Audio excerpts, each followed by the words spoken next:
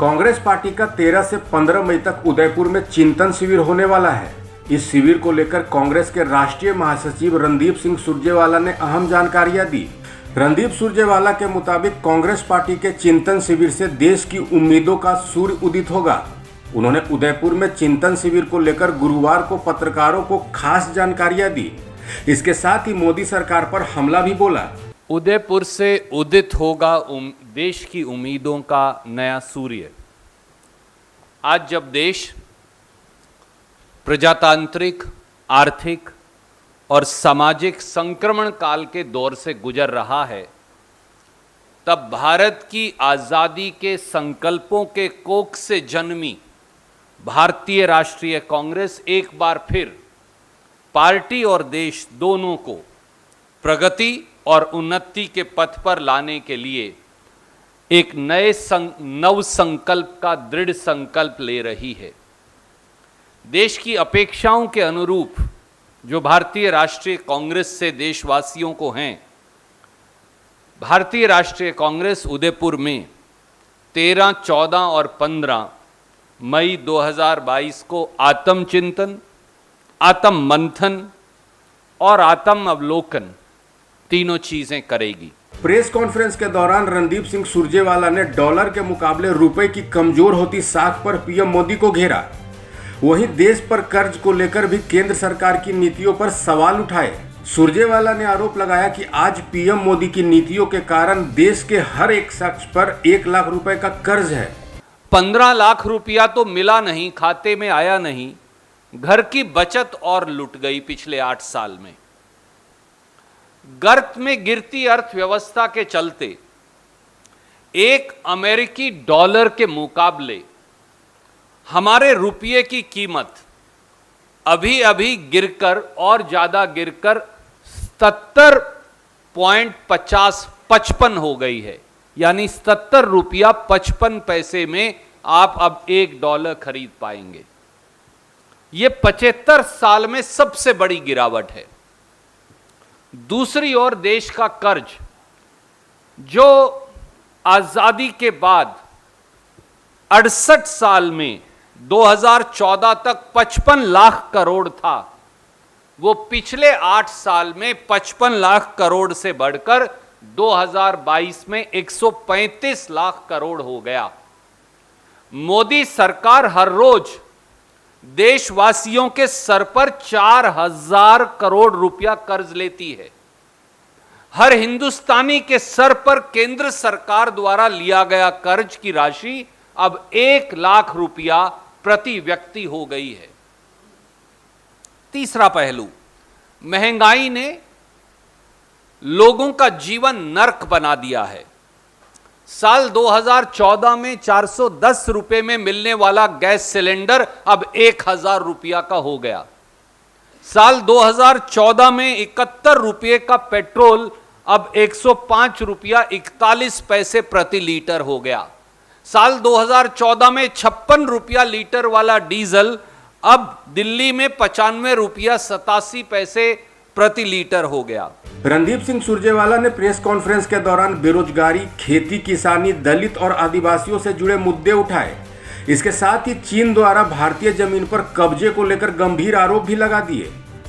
रणदीप सिंह सुरजेवाला ने कहा कि मोदी सरकार देश की जनता से जुड़े मुद्दों पर आंखें मूंद रखी है। दूसरी तरफ अल्पसंख्यक समुदायों को निशाना बनाने में जुटी है। बुलडोजर लाउडस्पीकर के नाम पर तनाव फैलाया जा रहा है। मोदी सरकार ने चौतरफा धर्मांधता और रूढ़िवादिता का अंधकार फैला रखा है, जिसके टारगेट हैं अल्पसंख्यक वर्ग, खास तौर से मुसलमान, ईसाई और सिख वर्ग। रोज नया हिंदू मुसलमान विवाद पैदा कर देश की आंख पर पट्टी बांधी जा रही है। समाज में हिंदू मुसलमान विभाजन के बीज बोकर व तुष्टीकरण की इस राजनीति को आधार बना भाजपा लगातार चुनावी जीत तलाश रही है। चुनाव में अब तरक्की, विकास, सड़क, स्कूल, शिक्षा, अस्पताल, उद्योग, रोजगार, व्यापार, खेती, बढ़ोतरी ये मुद्दे नहीं रह गए हैं।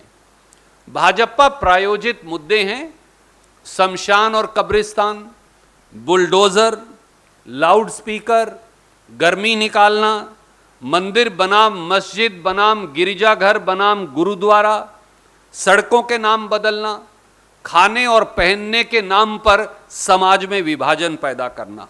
दरअसल कांग्रेस के उदयपुर चिंतन शिविर में पार्टी से जुड़े अहम मुद्दों पर चिंतन किया जाएगा। इसके साथ ही 2024 के लोकसभा चुनाव पर भी पार्टी मंथन करेगी। ऐसा माना जा रहा है कि कांग्रेस के चिंतन शिविर में पार्टी में बड़े बदलाव भी हो सकते हैं।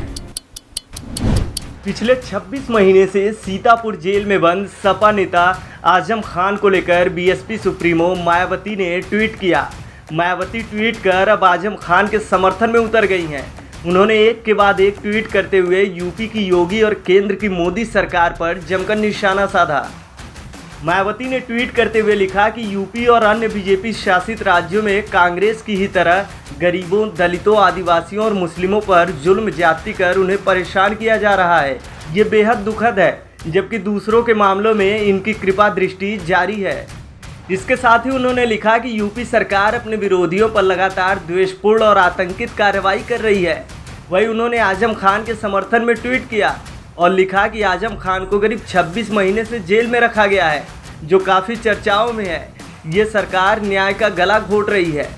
वहीं अपने तीसरे ट्वीट में मायावती ने बुलडोजर को लेकर सवाल खड़ा किया।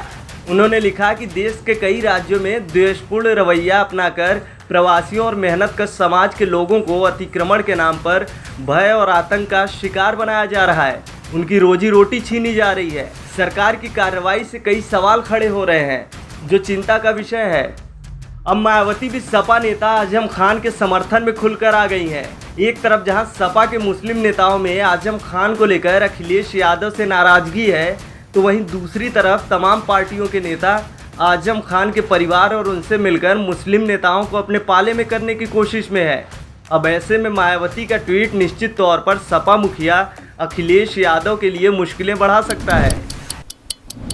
इस वक्त की बड़ी खबर झारखंड की राजधानी रांची से आ रही है, जहां होटवार जेल में बंद आईएएस पूजा सिंघल की तबीयत बिगड़ गई है। होटवार जेल में बंद पूजा सिंघल को सुबह चक्कर आया, जिसके बाद डॉक्टरों की टीम ने उनकी जांच की है। बता दें कि कल रात जेल पहुंचते ही पूजा सिंघल का ब्लड प्रेशर बढ़ गया और वो बेहोश हो गई, जिसके बाद जेल प्रशासन की ओर से उन्हें दवाइयां मुहैया कराई गई। पूजा सिंघल की तबीयत में सुधार आने के बाद उनको महिला वार्ड में भेज दिया गया है। इस बीच आपको बता दें कि आज ईडी की टीम भी पूजा सिंघल को 5 दिनों की रिमांड पर लेने वाली है। मनरेगा घोटाला व भ्रष्टाचार से जुड़े अन्य मामलों में एक बार फिर ईडी की टीम पूजा सिंघल से लंबी पूछताछ करेगी। इससे पहले बुधवार को पूजा सिंघल की गिरफ्तारी हुई थी। जेल पहुंचते ही पूजा सिंघल परेशान नजर आने लगी, उनकी तबीयत भी खराब होने लगी। हालांकि डॉक्टरों की टीम लगातार पूजा सिंघल पर नजर बनाए हुए है और डॉक्टरों का कहना है कि उनकी स्थिति अब सामान्य है। वहीं इससे इतर खबर है कि पूजा सिंघल ने पूछताछ में बड़े नामों का भी खुलासा किया है, जिसके चलते प्रशासनिक और राजनीतिक खेमे में हलचल तेज हो गई है। सिंघल ने अवैध माइनिंग में कुछ अफसरों और एक बड़े राजनेता का संरक्षण मिलने की बात स्वीकार की है और विपक्ष अब सरकार पर जमकर हमलावर है।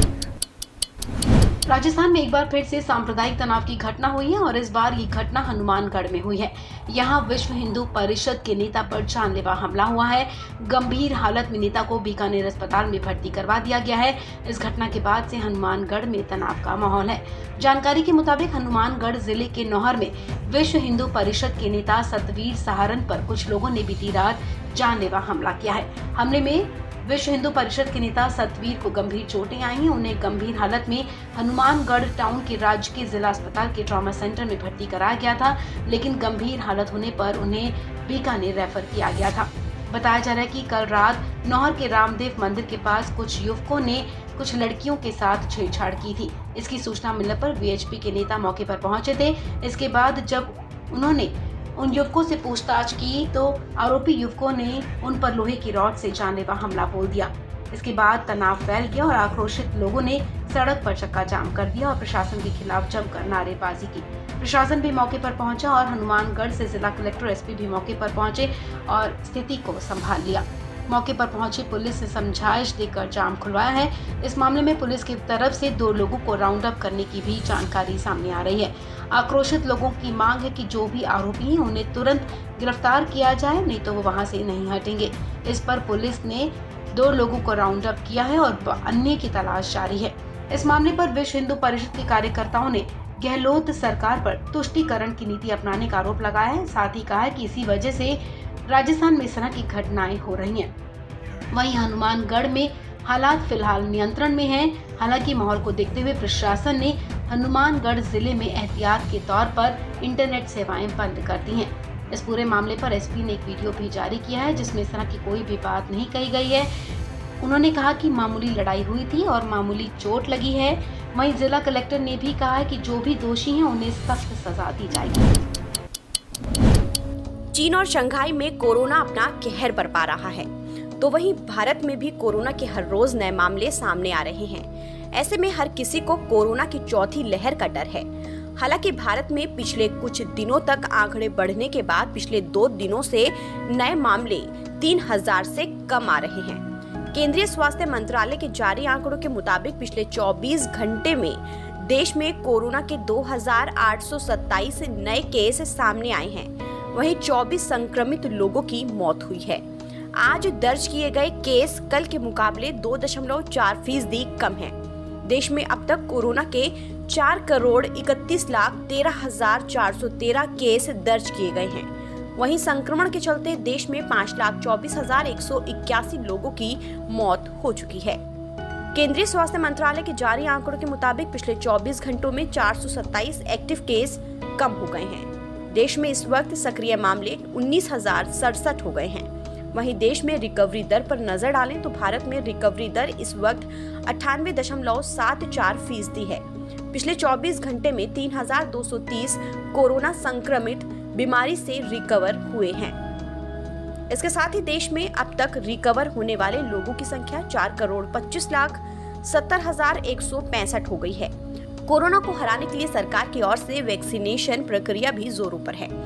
वैक्सीन की स्थिति के बारे में बात करें तो अब तक देश में पिछले 24 घंटे के अंदर 14,85,292 वैक्सीन डोज लगाए जा चुके हैं। इसके साथ ही देश में अब तक 1,90,83,96,788 वैक्सीन डोज दिए जा चुके हैं। विशेषज्ञों की माने तो कोरोना का खतरा यूपी, हरियाणा और दिल्ली में सबसे ज्यादा है। ताजा आंकड़ों के मुताबिक पिछले 24 घंटों में 970 मामलों के साथ दिल्ली टॉप पर है। वहीं केरल में 789 मामलों के साथ दूसरे स्थान पर है। इसके साथ ही हरियाणा में 383 केस मिले हैं और राज्य तीसरे नंबर पर है। वहीं 221 मामलों के साथ महाराष्ट्र चौथे नंबर पर है। 169 मामलों के साथ उत्तर प्रदेश 5वें नंबर पर है। नए मामलों में से 78.96% इन 5 राज्यों से ही सामने आए हैं। अकेले दिल्ली में कुल मामलों के 34.31% केस मिले हैं। कोरोना वायरस की चौथी लहर से बचने का सबसे बेहतर तरीका कोरोना प्रोटोकॉल का पालन करना है। आपको मास्क पहनना होगा और समय समय पर सैनिटाइजर का इस्तेमाल करना होगा। साथ ही वैक्सीन की सभी डोज लगवानी होगी। कोरोना की चौथी लहर में वो लोग ज्यादा खतरे में हैं जो अभी तक कोरोना से बचे हुए हैं और कोरोना की वैक्सीन भी नहीं लगवाई है। भारत में बड़ी आबादी को कोरोना वैक्सीन लग चुकी है। अब बूस्टर डोज लोगों को लगाई जा रही है। इस बीच बच्चों के लिए भी वैक्सीन को न सिर्फ मंजूरी मिल चुकी है बल्कि उन्हें वैक्सीन लगाने की शुरुआत भी हो चुकी है। फिलहाल इस खबर में इतना ही। देश और दुनिया की तमाम खबरों के लिए आप बने रहिए वन इंडिया हिंदी के साथ।